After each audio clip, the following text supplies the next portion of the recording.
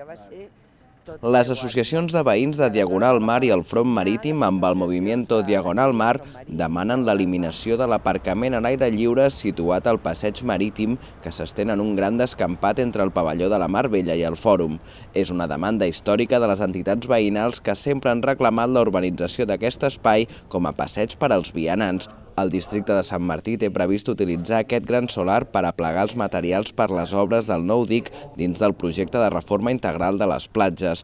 Els descampats situats a la zona de Bac de Roda i Josep Pla es convertiran en la zona de plec dels materials d'obres per la construcció d'un nou dic dins la reforma integral de les platges. Per tant, en aquesta zona, utilitzada fins ara com un aparcament gratuït i sense regular, i que suposava una anomalia que calia resoldre, ja que estem parlant d'un espai públic que suposa un ús i un gaudi dels ciutadans que ara mateix no estan tenint, degut a la necessitat d'aquestes obres, ens veurem obligats a la retirada immediata de tots els vehicles que hi puguin haver i en tota la zona afectada. El projecte de construcció del dic no té data d'inici i, per tant, els veïns volen saber exactament quan començarà la retirada dels vehicles d'aquest aparcament.